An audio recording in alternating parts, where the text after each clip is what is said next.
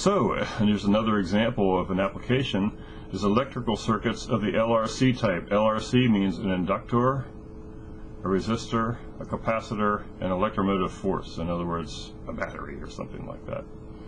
So, if we denote the current in the current by I of t, and the charge on the capacitor as Q of t at time t, and L, R, and C are inductance, measured in henries, resistance measured in ohms, and capacitance measured in, I forget,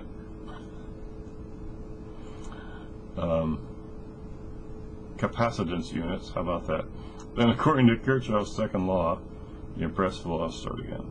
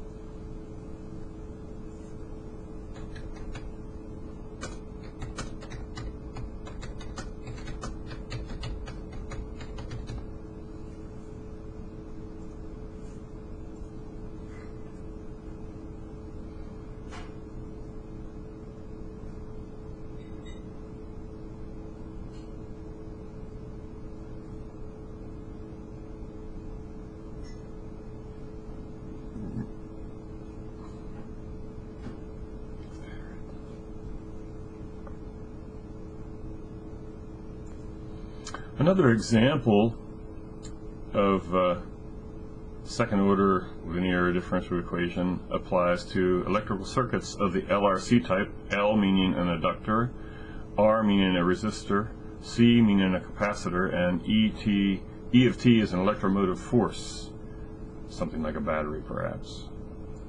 And so, if we denote the current in the circuit by I of t and the charge on the capacitor of Q of t at time t, and L, R, and C are inductance, which is measured in henries, resistance, which is measured in ohms, and capacitance, which is measured in farads, then according to Kirchhoff's second law, the impressed voltage E of t on the closed loop must equal the sum of the voltage drops across the loop. Also, since the current is related to charge on the capacitor by the current is the derivative, first derivative of the charge, rate of change of the charge on the capacitor at time t, we have the second order linear differential equation, L times d squared Q over dt squared plus R times dq dt plus 1 over C times Q equal to E of t. Each of the voltage drops on the left are from the circuit and the constants given. An inductor is L di dt, so that's L d squared Q over dt squared.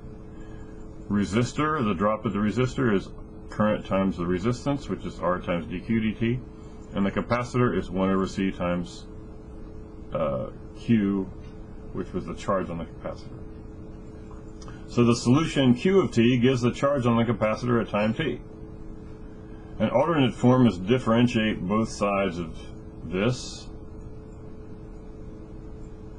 and you could get then LD, the first derivative of this second derivative. Well, the derivative of this is the second derivative of current. The derivative of dq dt is the idt. Derivative of this derivative of q is I. So then the derivative of the right hand side. In other words, just take the derivative of each of the terms here and you get each of the terms here based on the fact this is really the third derivative of q, this is really the second derivative of q, and this is really the first derivative of q. So that would give us an alternate form for this second order linear equation.